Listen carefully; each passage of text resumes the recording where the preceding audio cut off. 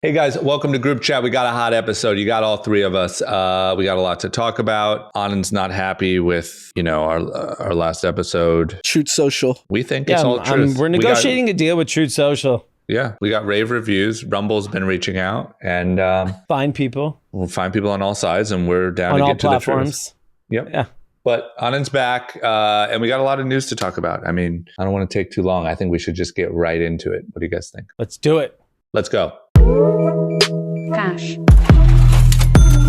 Ladies and gentlemen, Group Chat. Cash. It's $1 trillion. Hot. Guys, are we about to get crushed by a hurricane here, or what's going on? Hillary's coming. Saw Lock her up.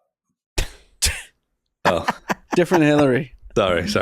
It's just an instinct. It's a theme of your last episode, so it makes sense. What'd you think? Thought you guys were off the rails. Yeah. I think anything you want to the highlight? rails are quite on. I think we finally got back You've on track. fallen off the roller coaster. It's like one of those freaky Twitter videos where the roller coaster just goes berserk. And Any Didn't Sid highlights you'd text like to point great out? pod? Sid Shaw was like, great pod. he didn't refer to which one. I know which one he's talking about. We know. This is what people want to hear. They want to hear the Biggest- truth. The They wanna hear the misinformation truth. podcast called Group Chat on Is there Sundays. anything that you'd like to address, or you just want to move past it? We can move past it. Okay. No need. If it I'll comes take up, that as- if a topic comes up, I'd like to congratulate myself. You guys said I follow the Taylor Swift tour around and watch Barbie every time. Yeah. Yeah. So We it's were just right. greatness. Yeah. Yeah, got it. Barbie just succeeded The Dark Knight as the #1 grossing Warner Brothers movie of all time. You should. Dark Knight's one of the greatest movies of all time, and they just beat it. And Taylor's the greatest grossing concert of all time. So you must like my new guy who's #1 on Spotify since he's the greatness. He came out of nowhere. Since you like white, straight. Oliver Anthony Music. Rich men north of Richmond. You like white power. So you should follow around I that. have no issue with the song. It's fine, but it's just funny how the white guy's the victim now. It's pretty good how the right is really good at that. The average But I white mean, the guy's white, victim. everything you just described that is greatness is White. straight, pretty white people. No, I don't see color with Barbie. Barbie has a lot of color. Well, because there is no color. Barbie is one color. No, there's You multiple don't have to colors. see it. There's no color. It's white. There's nothing to see. It's just proving Anand's love big it. into white supremacy. Well, Anand, did you have any comments about the laser beams?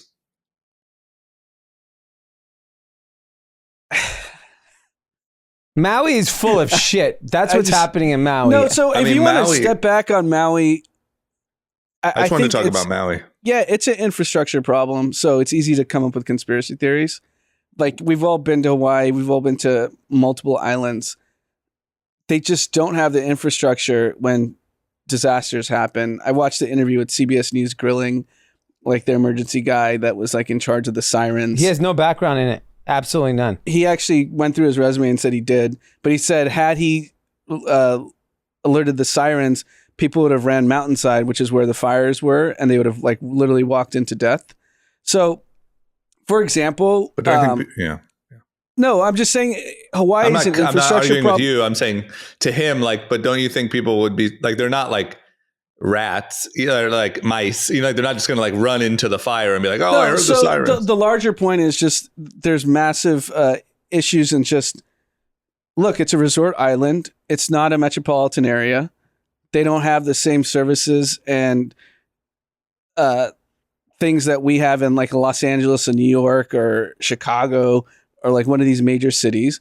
Like, for example, I remember we did our baby moon in Hawaii before Mav was born, and the doctor was like, look, just make sure you do it really early because there's only like one hospital you can go to if you go into labor, and you're going to be stuck there prematurely for like months. And she's like, I have numerous patients from LA or she used to work in like the Honolulu hospital, and you have all these couples that come for their baby moon, maybe at like 5 or 6 months, they go into labor prematurely and they're there for 6 months because there's literally only one hospital and it's the only place you can go to. So from the bones of the island, it's a resort tourist destination. Yeah. They aren't built for these kind of catastrophes. Yeah, I think everyone And understands that's why it. it's easy to come up with this laser bullshit. Well, As Zuck, opposed I to haven't just seen doing- Zuck in the last few days. As opposed to just the underlying problem, you have this like island that's beautiful and it's amazing, but when you have this 911 situation where you need all these resources to actually solve the problem, they just don't exist. Yeah. Luckily, Joe Biden came in. He's given everyone who lost their home $700. Is he? Is that what he's doing? Yes. Oh man. $700. They better. I think this incident is so important politically on how it's handled purely from a resource standpoint, because it's obviously it's on American soil. A lot of people are going to die. A lot of people do not have homes. And while this is happening, if you keep sending money to Ukraine, you got to send money to Maui. You better send a shitload of resources to Maui. I also think if I'm a politician, it's such an opportunity, not to like, I don't want to be insensitive, but it's such an opportunity because it's such a like, people are taking it as an example between like the haves and the have-nots. Yeah. You know, there's like the locals, and there's always been a thing on Hawaii of, you know, the locals versus tourists, and yeah, of course, you know, they don't like Yeah, tourists. didn't you say when you guys used to film Fantasy Factory in Hawaii, it was we like had to a have big security. thing? We had to have locals and security, and people screamed at us at the gas stations. It was a known thing. Like they don't fuck with it. So look, I think that obviously laser beams sent from Oprah and Zuck are ridiculous, but I do think that is just showing you that people are seeing this as a haves and have-nots issue and how each person gets treated. And look, maybe Oprah's house wasn't in the fire zone. Like, I'm not saying anything, but it's just the optics of it. And I think if you're a politician, it really is a moment to, you know, look, we stick up so hard for the people of Ukraine. We've sent tens of billions of dollars. So it just seems like an opportunity to like really take care of these people and sort of give a win to the common person. Yeah, I agree. No, I agree. That's actually the right thing to do, but unfortunately, there isn't political upside in doing it. I think there will be now. Well, there's an election coming. I mean, no, but like the Republicans don't care bucks. about Maui at all because they vote blue. Yeah, I think it's a Democrat. I think it's a chance for Biden is what I think it is. Yeah. Plain and simple and nothing else. But I think $700, to be honest, you're better off doing nothing. I saw Bezos obviously pledged the $100 million. Have we seen any other billionaire do so? Because Larry Ellison has the biggest island off of Maui. Yeah. And so no one's talking about him. So the big rumor, the big like conspiracy rumor, land grab, the state's going to buy land, investors are going to buy land. The governor came out last night and said that blocking any attempt to purchase any land at this time, and saying that's not going to happen. I think that's like a big concern, that it's like, forget all the weird conspiracies, that it's like an opportunity for, you know, shit. If Blackstone could buy beachfront property at pennies on the dollar of Maui, they would do it. I mean, but not just everyone would do it. Yeah, it's also kind of scary just with climate change, how these instances are going to be more frequent than less frequent. So Maui is a place that so many tourists from America go to, from the mainland of United States. Like, it's this like desired destination, and half the island was effectively destroyed in a span of like a few days. Like, this is going to happen in Miami, given the rise in seawater and given the climate in that air part of the country. I mean, we got a hurricane on the way. Yeah. LA has a hurricane, which is insane. That's wild. And it's going to start happening in cities that people aren't used to. When it happened in Bangladesh and it happened in these places, people are like, oh, I feel bad. Yeah. But now it's happening in places where people from America frequent. Yeah. And that's going to be the eye-opening part of all of this, because it's not slowing down. It's going to increase in frequency. There's enormous opportunity to improve, transportation infrastructure and response time, all of this stuff. Yeah. I mean, Was this an have issue the- too of like, I know out here they always say that there's warnings and there's not proper like brush clearing and things like that. Do we know if that sort of thing happened or? I don't know. Like, isn't there like preventative? Yeah, I think there are. I know in California that's a big thing, but Hawaii is tropical. Like there's always rain. I don't think there is dry brush like there is. Maybe there is, and I don't know. But California is dry, 10 months of the year. Mm-hmm. And the gall of people. So I searched on social media, just the Maui Four Seasons, just to see if people are posting. No one stopped posting. No, obviously people are pigs. Yeah, I mean, if you're at the Maui Four Seasons, it's just the other side of the island that was untouched. They're probably treating it like like you can go do a drive-by and check it out. Yeah, because the posts, if you like search on TikTok or Instagram, everyone's like, "Oh my God, I'm at the White Lotus Hotel," and it's like from 2 days ago. Yeah. That's the way it goes. What about this Hawaiian Electric issue? Yeah, so this is the company that obviously was doing all the wiring for power and electricity in Hawaii and Maui, and obviously that the infrastructure there led to fires to start to be ablaze. Mm-hmm. And now they're anticipating lawsuits. The stock's getting crumbled, and there's precedent in California. The electricity company here went bankrupt in 2017 due to the fires. So everyone's like, look, the liabilities are going to be so high that this company will end up having to either go bankrupt because of the liabilities. And this is not financial advice. And I'm going to continue now. The way companies have been trading in the last few months, when you hear these things, they become meme stocks immediately. Oh. Yeah. So like Yellow, the trucking company, is going bankrupt and then popped like 400% in the span of 2 days. Yep. I think this is going to be a swing trade. Not to say Hawaii Electric's going to actually survive. Yeah, it's just people will just there'll think be a it's near term. There should be like some Reddit board that's going on, like, let's go back Hawaii, and they'll make it this like rallying call. We're supporting Maui, and the stock's going to fly. This is not financial advice. Yeah, I like it. I like that. The thing that seems tricky here is like if they're the cause of it, that's I don't think it matters. Like meme stocks, like memes, these are all stupid. Yeah, there's no. I mean, Goldman's saying that the 0-day options is fueling just the volatility in the market. 0-day options is basically like roulette, black or red. Yeah. That's what people are doing.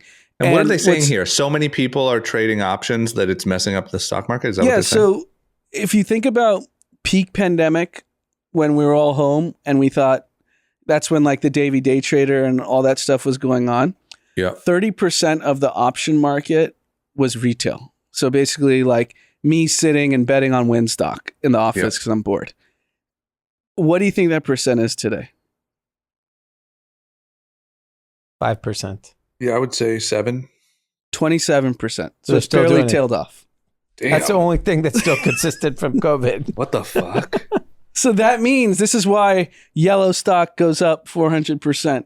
This is why my not financial advice, you're going to see a near-term uptick in Hawaii Electric. Yeah. So you just have, 27% of the daily option volume is retail. That's like me and Pete peak pandemic. Yeah. Yeah.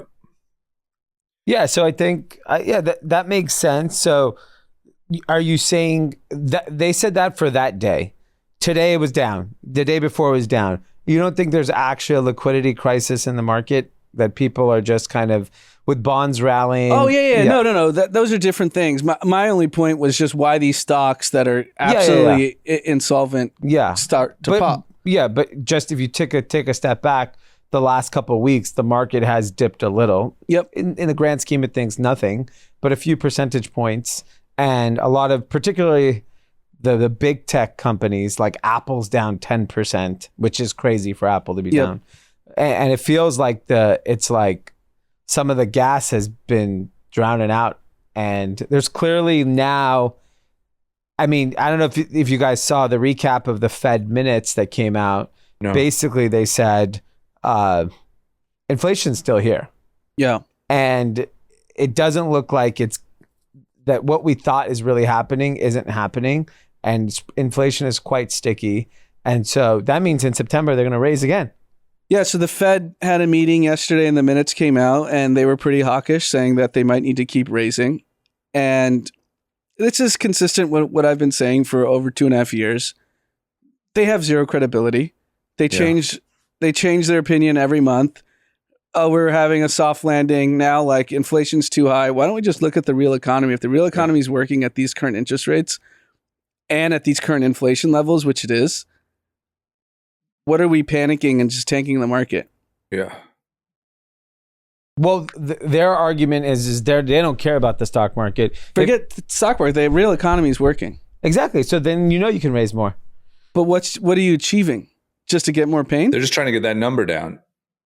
Like I think they believe like, that the people have inflation jobs. issue is I know they believe 2%, but it's an arbitrary 2%. We're at 3. So why is 3 worse than 2? Talk to Jay. Yeah. That's I not wish my I rule. was That's his listening. rule. Not my rule. But Time to keep hiking. yeah, I mean, the 10-year yield was the highest, I think, in 20 plus years. It's 4.3%.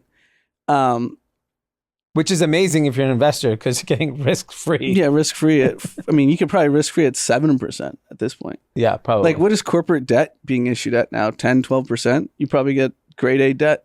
Yeah, from I don't know what like Google debt is, but yeah. Okay, take one step down. A company that's not going to go insolvent. Yeah, Hawaiian Electric. Their debt's probably 35, 40%. Go ahead, make your bet on it.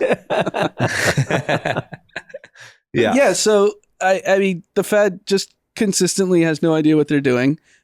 And I've been consistent with that. And I know a lot of people think the Fed has been genius in this whole thing, but they change their tune every month. So how do you bank on anything?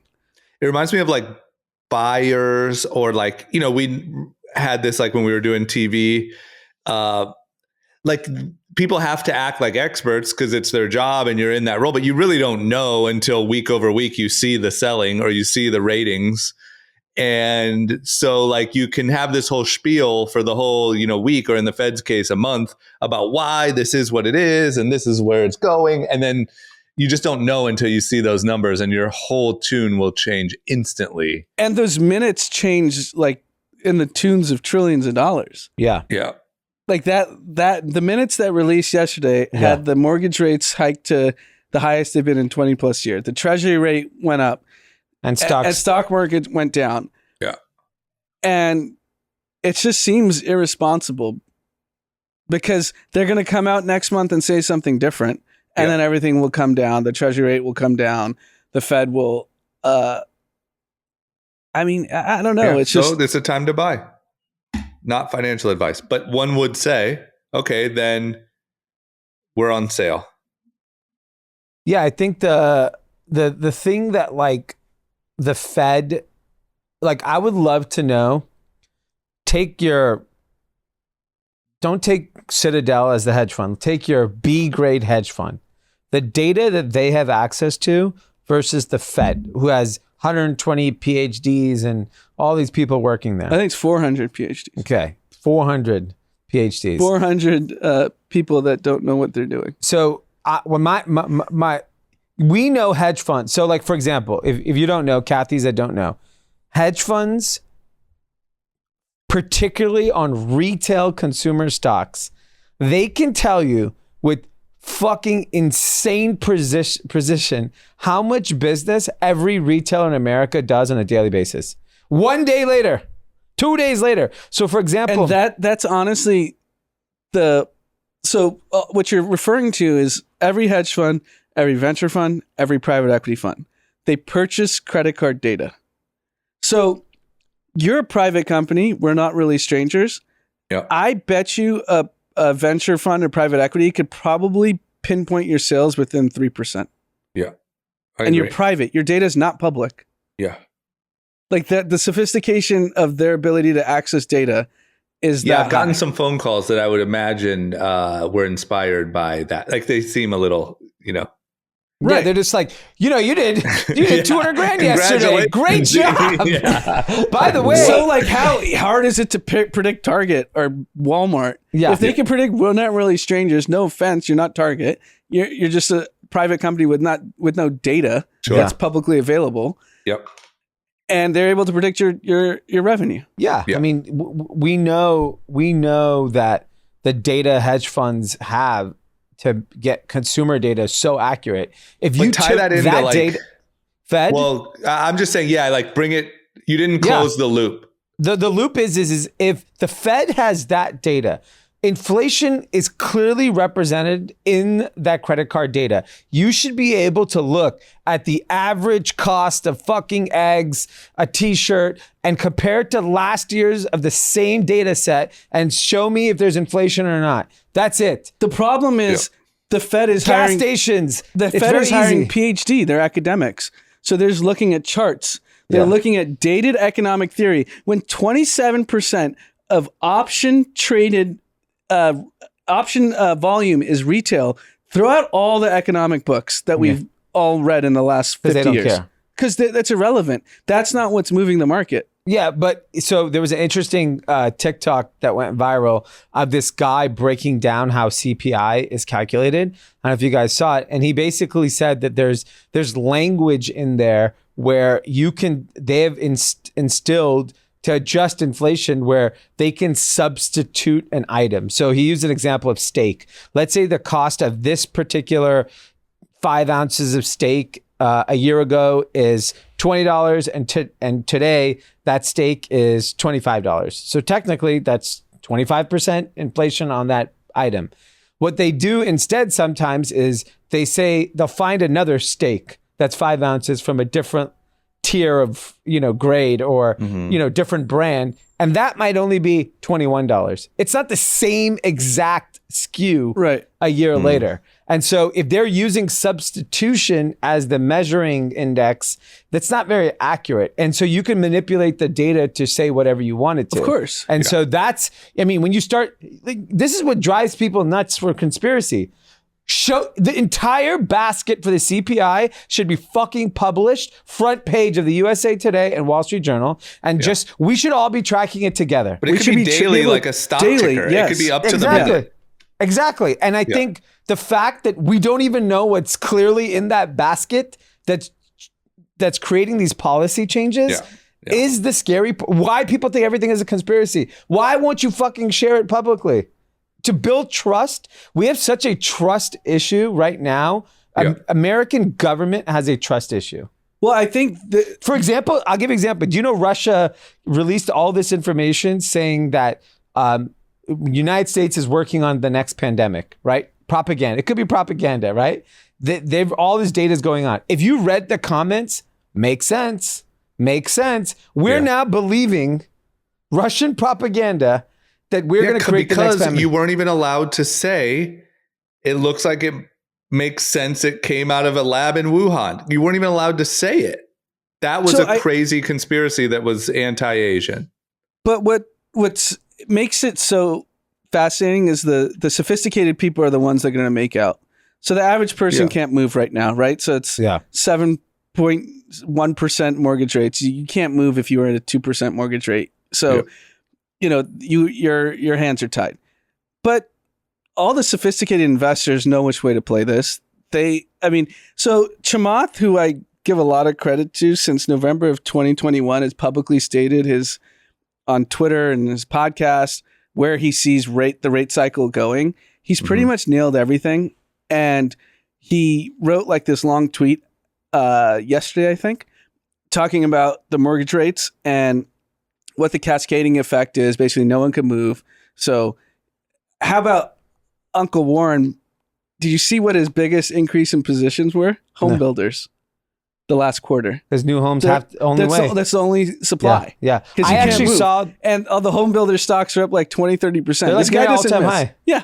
This guy doesn't miss. What's interesting, on CNBC, the Toll Brothers CEO was on there and he was like, oh, business is booming. He goes, you can't buy an existing home. Right, because no one can move. So then to finish the point on what Chamath's tweet storm was, that with the Fed hiking rates again, we're probably going to see some sort of softer growth in the next 2 quarters. We're going to see real cracks in the economy. We've already buried commercial real estate. Office is a 0. Regional banks are a 0. Then if individual homes can't move because no one can move to the next, he's like, I think we could see a rate cut in the first quarter of 2024, which is a very bold prediction because no one's predicting that. We're talking about a rate hike next month. Yeah. So if he hits this again, it's pretty impressive. Yeah. I mean, I think he understands. Like his PhDs are better. Yeah. I don't think they're PhDs. They're just really smart people. Yeah. I don't think you can learn economics through academics anymore because the world's changed too much. It's also the difference of when you need to be right to survive versus the Fed. It doesn't matter if you're right or not, really. Like if Jay Powell messes up and overdoes interest rates and the economy collapses and people lose jobs and blah, blah, blah, he doesn't lose his pay. He doesn't lose there's no stakes. For Chamath, I'm not saying Chamath is going to go broke, but for Chamath to make as much money as he wants to make and do well and hire and continue to grow, he has to do well. And I just think like there's so many of these systems that are just built around, they're just like hoarding control. The reason they don't release more data or do day to day is because that's a little bit less control they have to kind of fudge the numbers. Who knows? Inflation might be 1.5%. It also might be 5%. We have no idea what it really is, but they just bottle up all the control and there's really no stakes for them to get it right. What's it matter? I think it has to be specifically when it comes to like policy on interest rates and things of that nature, which affects so many people. The data needs to be so transparent. And maybe that is getting published, but like it should be literally, the Fed should take a fucking ad on CNBC and be like, okay. You want to talk about the haves and have-nots? Citadel knows where the rates are going to go in the next 6 months. Yeah. Yeah. Blackstone knows. BlackRock knows. We just don't know. No. Yeah, it's pretty wild. Warren knows. That's why he's buying filters. Yeah. That is the good thing. I mean, the good thing is at least you can follow their trades. Like, there was a guy that's been tracking Larry Fink, the CEO of Blackstone's trade, and every time he sold, the market has dipped double digit, and he just sold a bunch of personal holdings and it's down 5%. So he's like, okay, we'll probably have another 5-10% paying left. This guy, it's so obvious. You follow all of these people, like Warren Buffett's Apple trade is the most public, most You could have been a year late and made a fortune. It's so true. You just follow Pelosi's husband. You'll get it right every time. You're better than Warren. But the Warren stuff is like really easy. Then just anyone can do it. Pelosi's a little more sophisticated. Yeah. So true. Okay, how about this? There's this sort of thing. I want to like make sure I encapsulate. Like, I feel like there is a massive change happening in the country, in the undercurrent or what people are, maybe the culture wars, whatever you want to call it. So everyone knows we just went through a huge period, and maybe we're still in it, maybe we're coming out of it, I don't know, where everything can get you canceled. You can't dare to maybe say something or a joke or something about, a marginalized group. You can't even, kind of be adjacent to that. You have to respect everyone's pronouns and right to this, and you can't dead name, and you can't, just felt like a lot of landmines and a lot of people were getting canceled. There's this thing happening, it's no secret, that's a different wave. I think the biggest thing that we've seen of it is Bud Light. Everyone knows what happened there. I think then we saw another really interesting thing with this Jason Aldean Small Town, Try That in a Small Town song. And it's just happening. And we actually have a couple topics around this topic, and I think they kind of belong together. So I will say the first one is there's a new song that everyone is rallying behind. And let me click on it. This gentleman's name is Oliver Anthony. He is a red-haired, bearded fella. Got a catchy little jingle called Rich Men North of Richmond. Yeah. Blowing up on YouTube. I listened to it right before we listened. Catchy little jingle. Yeah. Unknown. Completely unknown artist. Unknown. So this guy's in the woods, I would guess, south of Richmond. playing like he's doing a concert like at a like a circus tomorrow. Yeah, and like a state fair and jamming. And this thing has just went nuts. Now this is a thing. Like I'm saying, this wouldn't have went nuts a year ago. It's just there's a moment happening, and this guy is involved in that wave. Yeah. I mean, what do you guys think? Like, what do you think about the? Well, yeah. So I think the interesting thing is Target CEO addressed it in their earnings that they had a negative impact on sales and traffic because of their Pride related incidents that that became a national issue, which is really surprising because most times they corporations don't address negative things. They just kind of brush it under the rug. So it must have been pretty significant that he had to address it publicly, because I don't think Bob Iger is going to address it if he thought it affected Disney in any way. And if you haven't seen it, follow the young woman who's portraying Snow White. And I mean, there's zero chance that movie's going to get put out. I'll say the problem with her is she's condescending. What is it? What's the... So she's the star of Snow White, and she did an interview. A lot of interviews. For the movie not coming out yet, she's too many interviews. Basically saying the original Snow White was not the way life should be.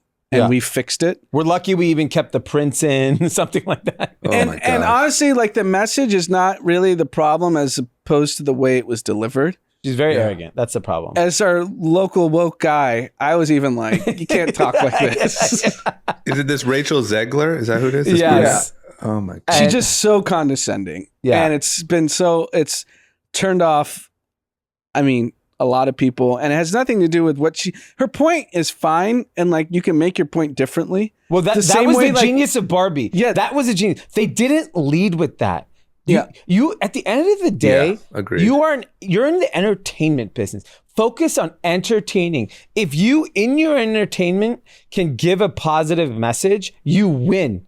That's why Barbie won. Because they wanted to just make you laugh. Yeah, you can't lead off this. The original premise of this movie was awful. Yeah, so we had to switch it up. You can't do that. Barbie's don't be Snow White then. Yeah, but if Barbie's ad campaign was the end of the patriarchy, that was the theme. It would got 0. Yeah, it wouldn't have worked 100%. They led with what Margot Robbie and Ryan Gosling laughing and having a good time. That is what entertainment is supposed to be. You could still get your message across. If I'm Disney, you got to just tell her to... I don't think this movie even ever fucking comes out. Which is crazy because Disney's catching L after L after L. Yes. Yeah. Bob Iger, we talked about how he was a hero for leaving right before the pandemic. Yeah. He better call Margot Robbie and make her the next Snow White. Remember we were praising him. He left, I think, February of 2020, and we're like, oh, he saw the data in China with the parks. He knew he messed up. It was going to be a disaster, and he was going to leave. Yeah. And then now he's trying to come back and play hero ball, and the more I think about the ESPN Penn gaming, it's a terrible deal. It's just what are you doing? Yeah. The deal between ESPN and Penn, you mean? Yeah, you basically forfeited your ability to partner with DraftKings, FanDuel, and now you're tied up for 10 years with maybe Penn's the best option, maybe they're not. Yeah. All for $1.5 billion, and then $500 million in warrants. Yeah. In the grand scheme of Disney, that's not a lot of money. No, it's not money. Over 10 years? He better go find the whitest Snow White he can find. Oh my gosh. You better have Jason Aldean in a dress. He better have Jason Aldean as the prince, and I don't know who he can get for Snow White. Yeah. It's just, man, it's so interesting. I think at a certain point he's going to have to address it. I think that's my point. Is that I think Target addressed it, and they had a bad quarter. But the reason why they had a bad quarter, and I think this is just generic opinion of analysts who follow Target and Walmart, is Walmart is much heavier in grocery, and discretionary spending has been hurt. Right, we're in whether people like it or not, there are recessionary kind of feelings across discretionary spend. Target is more discretionary spend than it is grocery. But Target has spent the last 15 years trying to expand their grocery. Yeah, They but just still, might not have been able to do it as quickly as Walmart. No, and then I think Walmart.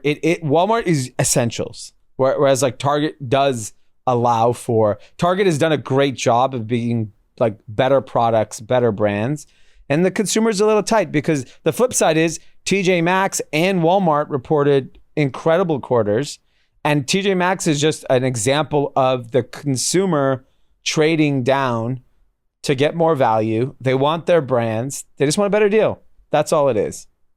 But think about how much things have changed. Like Bud Light and Target 2 years ago, no one even like this does not change shopping.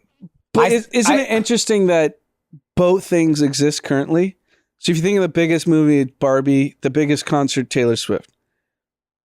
Taylor Swift, the audience embraces all the things that the Bud Light crowd and what the anti-Target people and the Barbie crowd. But it's so different. Portray. It's different. It's different. Taylor when Swift you, is not screaming anything but here's my it's music. Yeah. One of her original fan bases was the LGBTQ community. I know, but It's I think on it, I think what you're missing here is the nuance. No. Like I think these people are a little smarter than we're giving them credit for, meaning like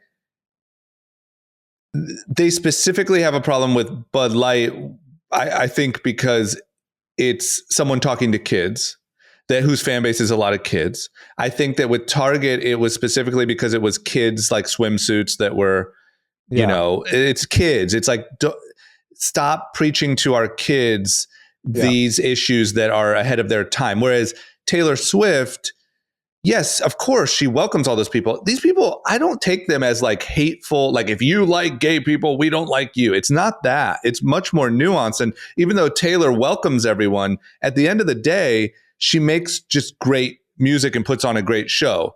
The Eras Tour, like marketing, isn't the gayest tour ever made. Like it's just not. Do you know what percentage of the staff that built this stage is blah blah blah? Like it's just it's just great good. work, It's just, and then she looks out for the right people. Have you listened to Rogan at all the last couple of weeks? He's half probably. Yeah, so he brings it up all the time, how he thinks it's ridiculous that there's backlash to Barbie. He's like, what do you expect the movie to be about? He thinks it's ridiculous that people aren't drinking Bud Light. He's like, if you like Bud Light, drink Bud Light. If you don't. He drank Bud Light on the show the other day. He probably drank, Post Malone probably had 25 Bud Lights. Yeah. That guy's this stamina. I watched over a course of a week, the full 4 hours of Post Malone on Rogan. Yeah. He smoked cigarettes the entire time. Rockstar. And was drinking Bud Light the entire time. Yeah. That's probably 4 hours. Pack and a pack and a half of cigarettes, I would guess. Speaking of rock stars, this is going to be my content recommendation. I love Johnny Manziel. I love Johnny Football. That guy, 18, 19, getting hammered and scoring 6-7 touchdowns in a football game. That was a great documentary. It was a great documentary. I love him. I love him even more now. He was such an athlete. Yeah, me too. He was a freak. Yeah. The fact that he didn't know any of the plays, didn't practice. Yeah. Win or lose, we booze. Did you see all the Young and Reckless in there? No, I didn't see it. What? I didn't see it either. I watched it on my phone. Oh my gosh. There was a shot of him wearing a Young and Reckless shirt and then another one of his boy wearing one, like front and center, logo tee. I remember we used to give it to him, but I don't. Yeah. Oh, man. Yeah, it was great. I loved Johnny Manziel in college, and I loved him as a pro. Obviously, the ending is sad, but like it seems like he's very happy with it. He's like, he's living in Scottsdale with his boys. Yeah, and he's like, I loved being Johnny fucking Football. I was like, this guy's a man. It's so great. Yeah, it made me like him a lot more. Like, not that I didn't like him. And like we would always see him out and stuff. He was always so nice and cool and mellow. And, dude, he was the nicest. He was so friendly to everyone around him. Yeah. I love him. But he's a rock star. But now I like him even more after watching that. But yeah, look, I think it's just interesting just to put a button on that last part that, look, I'm sure Target will be fine. It doesn't seem, at least like anything I can see, that they're getting a bunch of backlash. I think the problem with Bud Light is when they sort of stopped supporting Dylan Mulvaney, then it was like, oh, now you don't support us. And then Dylan Mulvaney made another video about how she would have rather them just not work with her at all as opposed to working with her and then backing out. That doesn't seem to be the case with Target. I'm sure everything will be fine there, but it's just interesting. It used to be that if you did something like this, there is no world where your sales suffer and you get a little bit of goodwill. You know, you did the right thing. Yeah. And so I'm sure every big business and every brand had something in the pipeline to just kind of check that, like, did the right thing box. And now I just wonder what happens, because these little moments that these brands thought were just doing the right thing have caused like very real issues. Like I wonder if there'll be a shift, and not just corporations, but celebrities just being like, going kind of back to where they were in the past, is like, you know, Charles Barkley always says, I'm not a role model. I'm just an athlete. Like, that's your problem if you think I'm special. Yeah. I think, like, you know, I'm not advocating for them to do anything bad in public, whether it be companies or people, but maybe not do anything. Just run your business, you know, make money. I would guess celebrities are going to be less likely to be vocal about their personal opinions on things. Yeah. Yeah. It's also just like, hey, how about you just run your business and do the right thing? Like hire, you know, equally, make sure pay is equal within your company. Like, just quietly do the right thing. Like, that's what I think Taylor Swift does. The right. Yeah. Like, I think where companies go wrong is that they have to make everything so public about what the changes they're making internally. Just do it because it's the right thing to do. Yeah. Like, why do you have to make it so that you turn people against your company? That's like, what I there's think. ways to, you know, to do it in a much softer way that doesn't piss off people. And just to reiterate, that's what I think Barbie did so well. Is the movie, like you said, Anand, I still haven't seen it, but was incredibly diverse, but that wasn't the advertising. It was just advertised as a great movie, and then they did the right thing, you know, within the movie. And I just think, whatever, we'll see it. But you want to know what's crazy is the right has never, I mean, maybe back when country was like the biggest thing in the world, but like the right has never really owned music, you know, and like to see the right have an impact on music, that's pretty wild. I'm waiting for a right-wing rapper, you know? I mean, it's just a matter of time. I mean, Drama, if you had listened to me when we started this podcast 5 years ago, you'd probably be a billionaire. Because now it's like not, now it's like kind of, mundane to be a right-wing. You're right. I had a 5-year window. Yeah. You'd be peaking. But look, I mean, now. that's all of it. There's nothing like also two right-wing Indians. Well, it would be timely too, right? You have an Indian politician that's rising in the presidential polls. Yeah, I mean, this is actually a good 5 way for us years to ago, go right. if we went right-wing. Yeah. If we were a white guy and two brown guys, all right-wing. Right? Oh my it actually God. works because, like, the UK Prime Minister is Indian, is right. Oh, it could have been called One White, All Right. One white, alt right. Yeah, that describes all, you know, it's one white, but we're all right. Damn it, we messed up. Okay. So you mentioned Walmart. How about this? Kava and Sweetgreen, just talking about more things that are going on in the market. Kava and Sweetgreen are seeing delivery orders fall. Because people are coming in to pick up their own food. We've talked about this for a while. Dee, you actually mentioned that you do this in your neighborhood. You kind of made a shift a while ago, 6 months ago, to doing that because you just started to realize once you start paying attention to costs and stuff like that, you realize that you're spending a lot of extra money on things like that. It seems like that might be a growing trend. Yeah, so Kava and Sweetgreen reported that they are seeing a significant uptick in consumers picking up their own food, a signal that diners are growing thriftier. I mean, when you really look at just the conveniences of delivery and ride sharing, and then you start doing the math of how all these things add up, you really like, when you look at your, like in New York City, when I take an Uber versus a taxi, the Uber is substantially more expensive. Yeah. And when you order something like delivery, to me, unless it's a group of people ordering food, there's no like financial way it makes sense to order food for one person. Yeah. delivery. It's absolutely absurd when it comes to the cost. Yeah. And so I think consumers, given the macro issues, are just realizing like, I'm very like conscious of it when I'm driving or I'm walking somewhere. I'll find the Starbucks or the restaurant I want to pick up food from. I'm just a little more thoughtful on it because it's just like, it's too expensive. When you look at the delta, if there was a calculator out there saying, if you had picked up your own food this year, you would have saved this much money, I think people would lose their shit. Yeah. I mean, when you just look at your like monthly or quarterly Postmates bill, it's very depressing. And that's like 30% fat.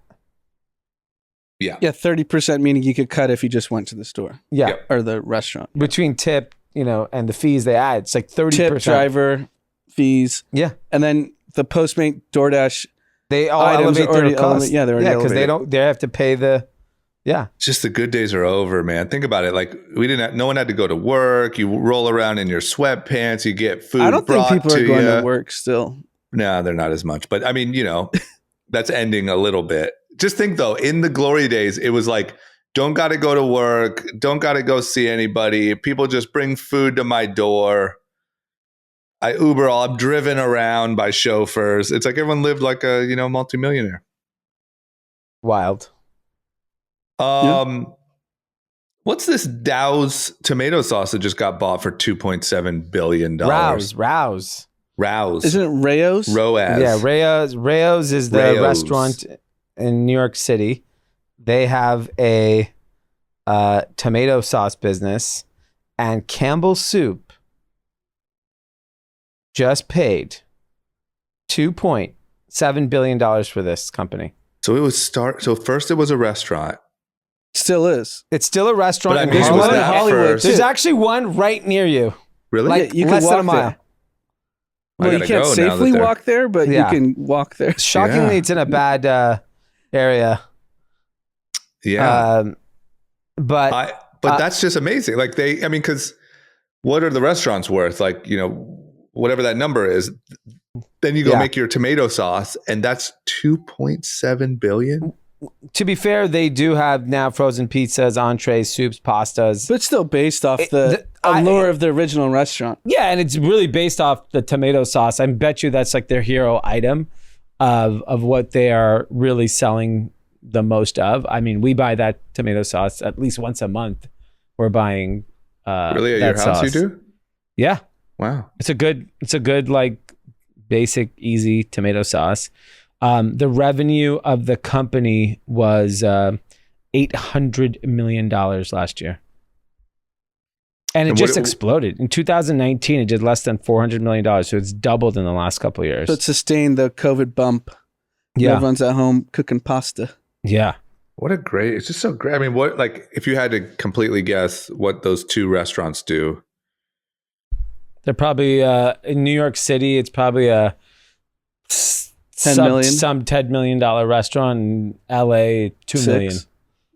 I mean, I don't think Rayo's in New York and Hollywood. Plus, is think about how anywhere. hard those are to run. Think about what the margins are. And then you do 400 million, 800 million on freaking your sauce and your frozen pizzas. It's so great. What a great way to leverage a brand, Yeah, it definitely it's an amazing story.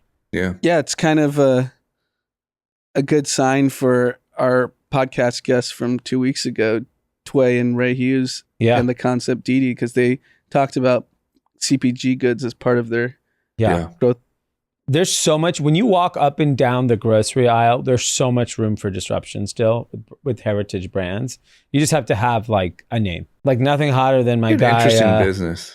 Prime, the drink. Logan? Yeah, Is that Logan Jake beef real, or is that all for TikTok? they have beef.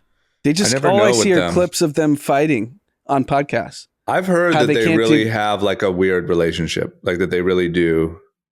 Because apparently, I watched a little bit of their documentary on Netflix, maybe 15 minutes of it. They definitely have moments where they hate each other. Yeah, it's a weird thing. They're competitive against each other. They're At one point, Logan slept with Jake's girlfriend on purpose. Oh God. You know, like it's pretty. They've had some pretty brutal moments, I think, and then they have this weird, like, yeah, but we're brothers. Yeah, because the story that keeps popping up on my TikTok is Logan yelling at Jake because Jake wouldn't let Prime drink in the last fight, and Jake said he'd be arrested on sight if he showed up with the Prime drink. I love it. You got to do it. It's so business. Good. All right. Let's wrap it up with our winners, losers content to sail us off into the weekend. D, who's your biggest winner of the week? My biggest winner of the week is Walmart. Walmart continues to absolutely crush. Their earnings came out and their e-commerce business grew 24%. It's still substantially smaller than Amazon, but the mere fact that in this climate, they're still growing at that pace is just unbelievable. They did an incredible job shifting really to groceries and necessities of Americans.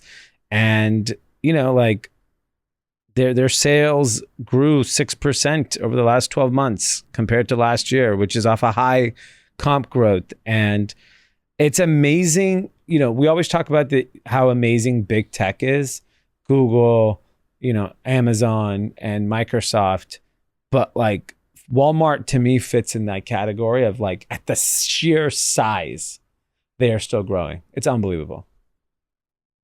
I agree. Yeah, I agree. And it just seems insane. Like when you look at how much smaller they are on e-com than Amazon, it just feels like so much opportunity still. Yeah, they did $8 billion of net income last quarter, up from 5.1. Yeah. Wow. Great. Okay. Love it. Anand, who's your winner? Two from the same sport. Neymar just signed with the Saudi League for 350 million, some odd. Yeah, plus like a private jet and a private jet, mansion, staff. It's amazing. Every time he posts pro Saudi content, he gets $500,000, and he's 31, so he's going to clear, you know, 370 million or whatever the number is, tax free. Yeah, man, if I was him, my whole feed would be Saudi. Why not? I just post two times a day, make $1 million a day. Yeah, just post you and your girlfriend and be like, P.S. Love Saudi Arabia. I mean, how can you turn that down? Because he's not living what you would think life in Saudi Arabia is. Yeah, I think the more interesting thing is and every time he wins, he gets a bonus. Yeah, and he's going to win every game. And my other winner was Messi. This guy is making the MLS look like a joke. Yeah, he's played 6 games. He has 9 goals. Like no one can stop this guy. Just I mean, this is money. like. It's great, but it's good for the sport. We want to see him score goals. Of course, but it's kind of just sad. This 35-year-old, obviously he's the greatest, just comes in and just whoops everyone's ass. It's good. It's good for the sport. I think it creates, it will help the competition too. It'll improve over time. Yeah. I also think I really like Saudi Arabia game plan is very much a China game plan when it comes to like chess. Saudi knows, which China didn't embrace properly, which is American culture or just culture in general. China didn't embrace intentionally though. They didn't want to. Because they want to control their population. Saudi is like, we need to embrace culture. And they went like the golf thing, unbelievable. Now they got Neymar and they got so many other alliances. They're going to shift the perception of the Middle East in a way, 2030, like our kids' perception of the Middle East will be like, that's the coolest place to go. I promise you when they grow up, that'll be their Las Vegas. That'll be their Mykonos. That'll be, the shift will happen so fast where you're going to be like, oh, this modern cool city with every hot restaurant and nightclub in the world. Why wouldn't you want to go there? Yeah, and what's interesting is the NBA players who've had the best, highest, most guaranteed contracts of any sport, they're all getting jealous of this Saudi stuff. Yeah. LeBron posted, this is like 3 weeks ago after the Messi offer. I think the Messi offer, whatever, like me running to Saudi and Forrest Gump running to Saudi. Like, I'll take the money. Yeah. And then Giannis tweeted yesterday, the best Saudi duo in the league, him and Neymar. Like, they're like, look, if I can catch guaranteed $500 million to do effectively nothing, they'll do it. They're gonna snatch an NBA guy. I just don't know who will go first. Maybe it's James Harden. I don't know. It's such a once in a lifetime opportunity. Like if you have anything right now that the Saudis would want to buy or invest in, companies, you're an athlete, like it's such a window. And it's a short window. What does Neymar have to do? 2 years, $370 million? Yeah. You're not asking him to live there the rest of his life. No. And he's the private jet to go wherever he wants on the off days. Good for him. Great deal. That's a great deal.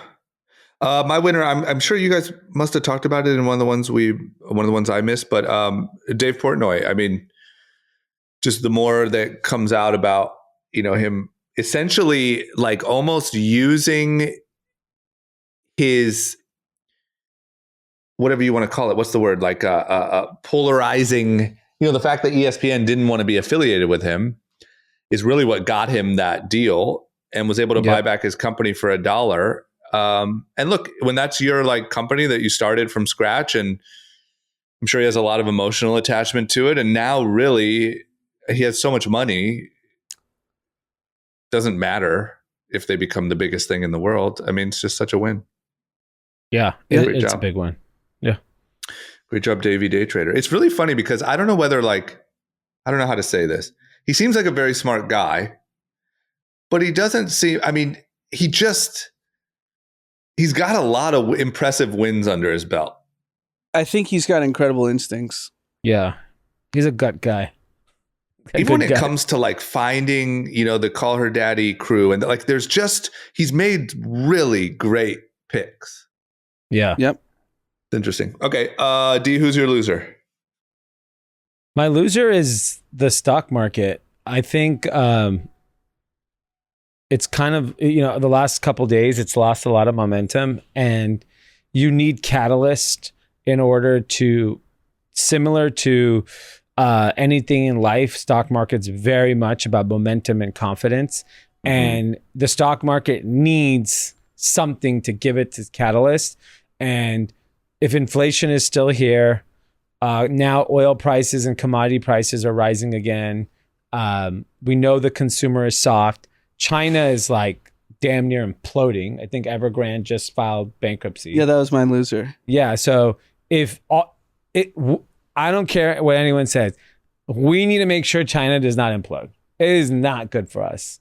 Like, we got to make sure that we're aligned with them and making sure we save their companies. Well, I think they'll do it on their own. Yeah. So the government will do it on their own. So the reason why I think the stock market is just a blip, I think China is a perfect example. And the rest of the world is effectively uninvestable at scale. Yeah. If you have to put hundreds of billions of dollars, where's the safest place? It's the U.S. stock market. Yeah. No longer China.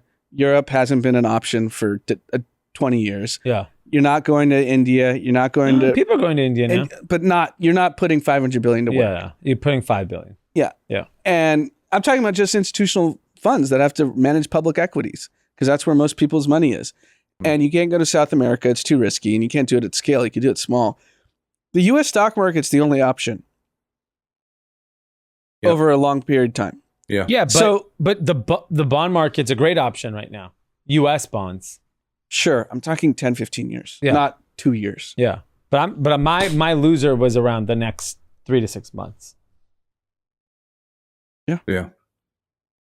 Okay, fair. So yours was China. The country's economically imploding. They talked about deflation. Evergrande is the biggest property builder in the country. $340 billion of debt. They filed for bankruptcy.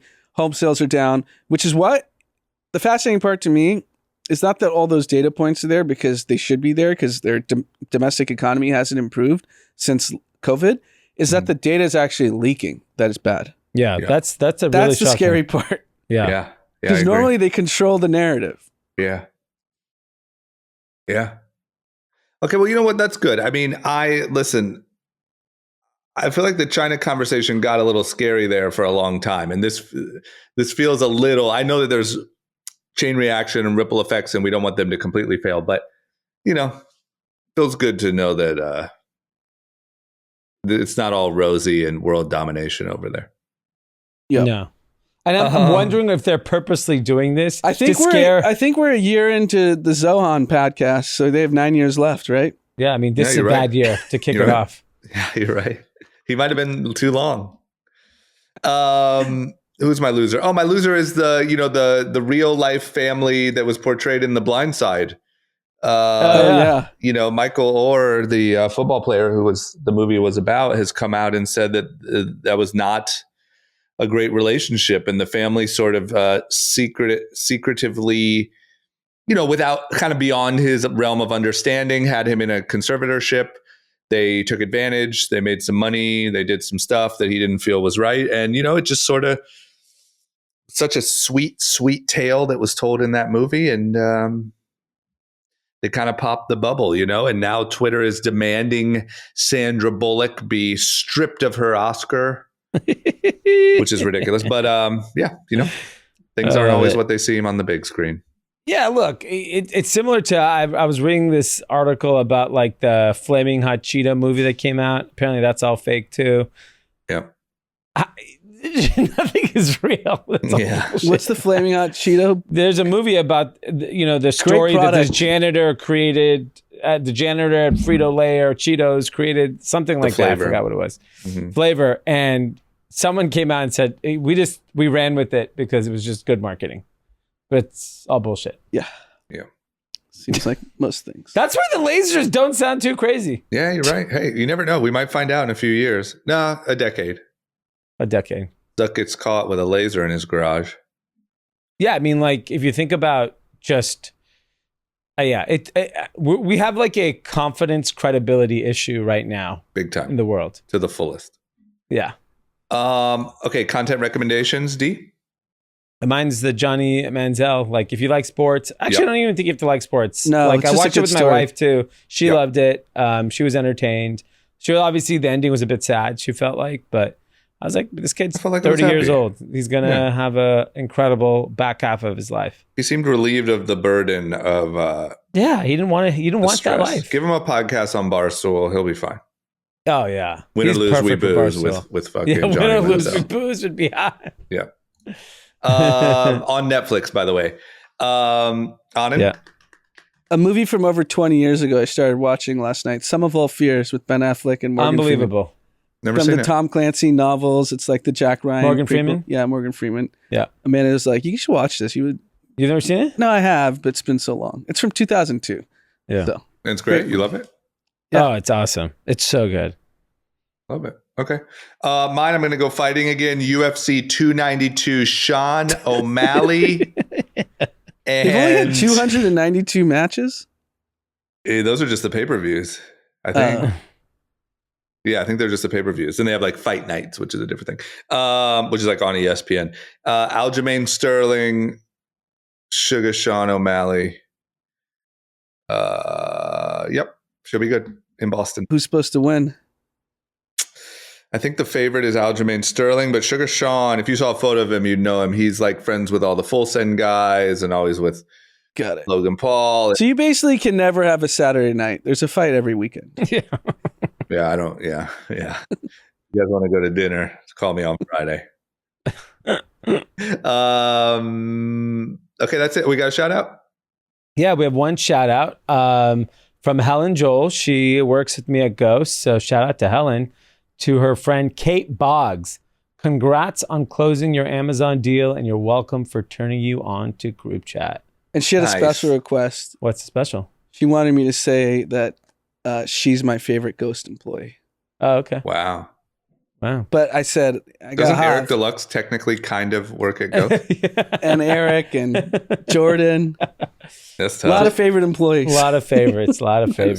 Okay. Well, shout out to Kate. And shout out to Helen for putting people on the group chat, Yeah, she's out here pushing us. I like it. Yeah.